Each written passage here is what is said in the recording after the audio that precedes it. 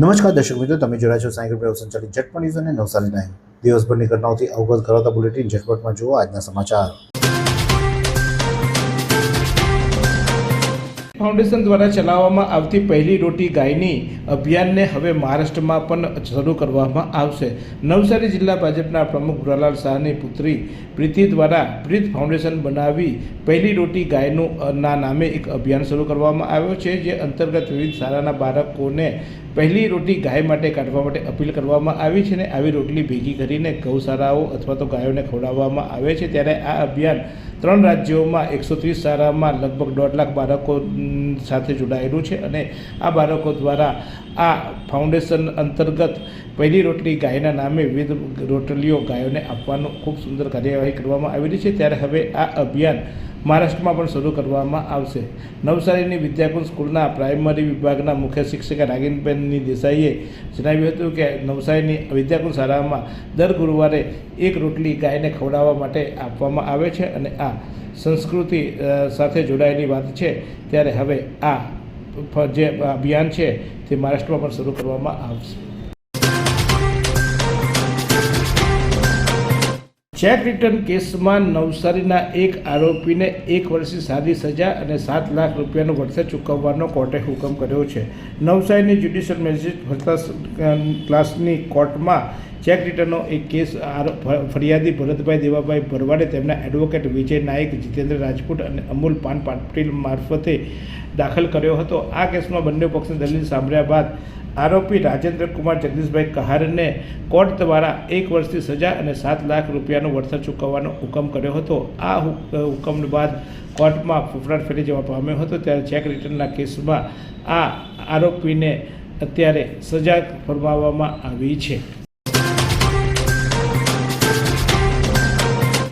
નવસારીમાં એક કાર્યક્રમમાં પધારેલા રિલાયન્સના ડિરેક્ટર અને સાંસદ એવા પરિમલ નથવાનીએ કહ્યું હતું કે નવસારીનો વિકાસ કરવાની હવે મારી જવાબદારી છે। તેમણે ઉમેર્યું હતું કે નવસારીમાં જે પણ કાર્યક્રમો યોજવામાં આવે છે અથવા તો જે પણ વિકાસના આયોજનો કરવામાં આવે છે તે એકલે હાથે કરવાને બદલે સંયુક્ત રીતે કરવામાં આવે અને ખાસ કરીને જ્યારે ગુજરાત સરકાર સાથે MOU કરવામાં આવે વાઇબ્રન્ટ ગુજરાતમાં, ત્યારે વ્યક્તિગત MOUની જગ્યાએ એક સામૂહિક રીતે MOU કરવામાં આવે અને નવસારીનો સર્વાંગી વિકાસ થાય। સુરત આગળ નીકળી ગયું છે અને નવસારી પાછળ રહી ગયું છે એવું નથી, પણ નવસારીએ પ્રયાસ કરવા જોઈએ એવું પણ એમને જણાવ્યું હતું।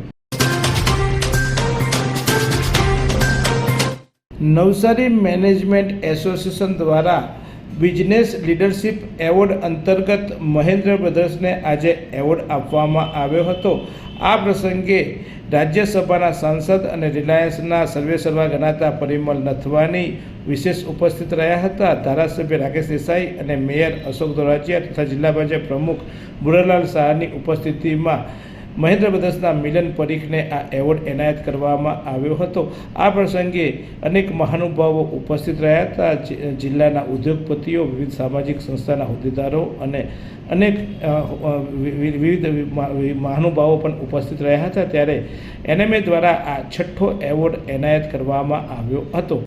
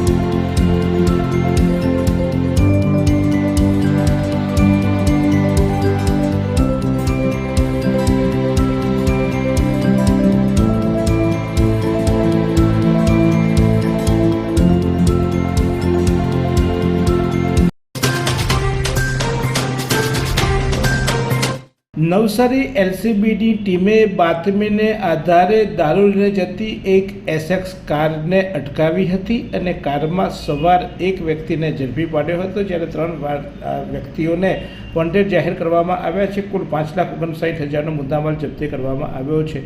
એલસીબી પોલીસની ટીમે આપેલી યાદી મુજબ નવસારીના એન્ડલ મેંગોવિલા પાસે મળેલી બાતમીને આધારે એક કાર અટકાવવામાં આવી હતી અને આ કારમાં ચેક કરતા તેમાં વિદેશી દારૂ મળી આવ્યો હતો.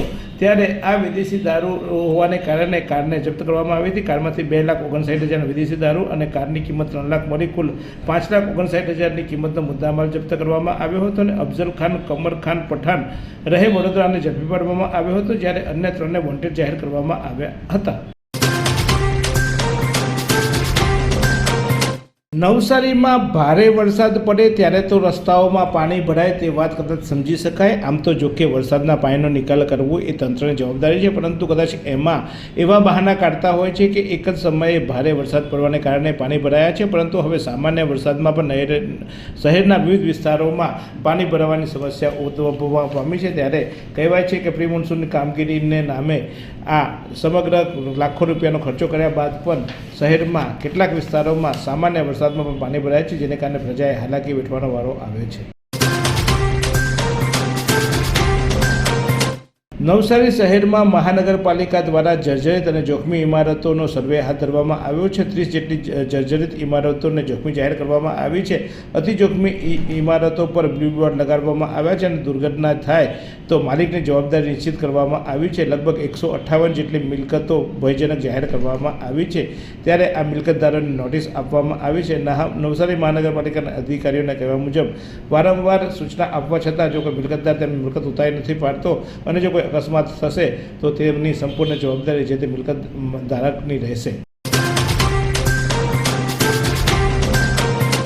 જલાલપોર તાલુકાના એરિફ ગામેથી દીપડો પકડાયો. નવસારીના જલાલપોર ગામે છેલ્લા કેટલાક દિવસથી દીપડો દેખાયો હતો. 3 દિવસ પહેલાં પણ દીપડો આ વિસ્તારમાં જોવા મળ્યો હતો અને સ્થાનિકોએ આ દીપડો જોતા જ ભયનો માહોલ ફેલાવા પામ્યો હતો. વન વિભાગે આ દીપડાને પકડવા માટે પાંજરું મૂકવામાં આવ્યું હતું, જેમાં આજે વહેલી સવારે દીપડો પાંજરે પુરાયો હતો. દીપડો પાંજરે પુરાતા જ શહેરના લોકોએ હાશકારની લાગણી અનુભવી હતી.